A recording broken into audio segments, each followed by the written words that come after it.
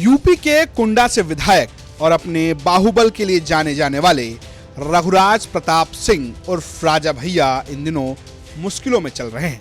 राजा भैया की अपनी पत्नी भानवी सिंह से न सिर्फ तलाक का केस चल रहा है, बल्कि उनकी पत्नी ने कोर्ट में हलफनामा देकर कई किस्म के आरोप लगाए हैं। इस हलफनामे में उन्होंने साल 1994 से हुई उनकी शादी के बाद घरेलू हिंसा समेत कई गंभीर किस्म के आरोप लगाए। लेकिन इन सबके बीच भानवी सिंह और उनकी बहन के बीच भी ठन गई। राजा भैया की पत्नी भानवी सिंह ने ट्वीट करके सीधे योगी आदित्यनाथ से गुहार लगाई है। भानवी सिंह ने ट्वीट करके लिखा, आदरणीय योगी जी, मैं भानवी सिंह पत्नी राजा भैया गुहार करती हूं कि मेरे साथ न्याय किया जाए।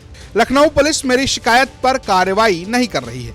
अब उल्टा मेरे पति के सह पर मेरी छोटी बहन ने मेरे खिलाफ झूठी तहरीर दी है। इस बहन ने मेरा घर तोड़ा है।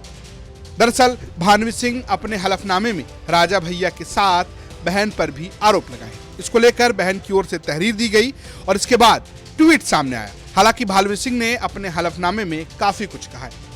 भानवी सिंह का दावा है कि उन्होंने सुलह की कोशिश की। उन्होंने अपने हलफनामे में लिखा कि उनकी तरफ से सुलह के कई प्रयास किए गए। इसके लिए उन्होंने लखनऊ की छावनी में एक घर भी स्थापित किया।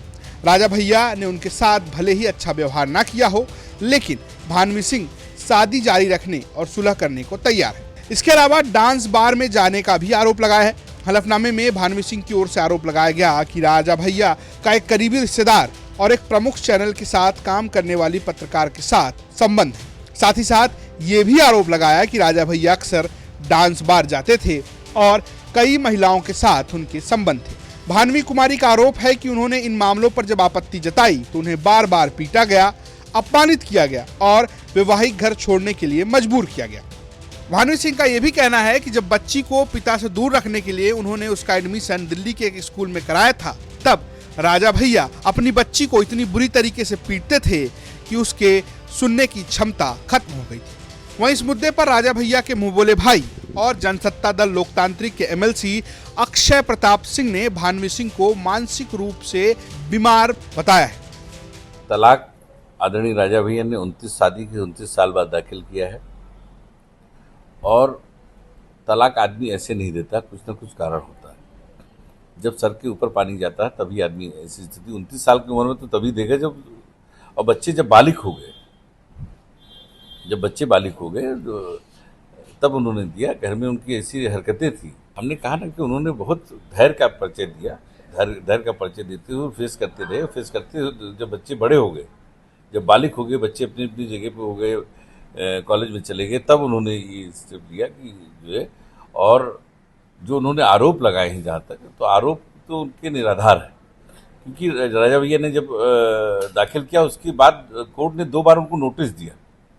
उसमें 4-5 महीने के समय, 3-4 महीने का समय रहा। उसके बाद जब तीसरी नोटिस उनको गई तब उन्होंने जवाब दिया। जब कोई जवाब सोच समझ के दिया जाता है तो उसको ये माना जाता है कि प्लान बी पे दिया जा रहा है। 4 बहनों में 2 का तलाक हो चुका है, तीसरी का चल रहा है। तो मानसिक बीमारी का वो है। उनकी जो दादी नानी थी उनको भी मानसिक बीमारी थी, उनकी फादर को भी, और उनकी बड़ी बहन का इसी ग्राउंड पे ही तलाक हुआ है। इसी ग्राउंड पे उन मानसिक बीमारी की वजह से ही तलाक, उनका मानसिक इलाज भी चला है, मानसिक बीमार भी थी, इस वजह से उनको भी मानसिक प्रॉब्लम है, तब ये स्थिति आई।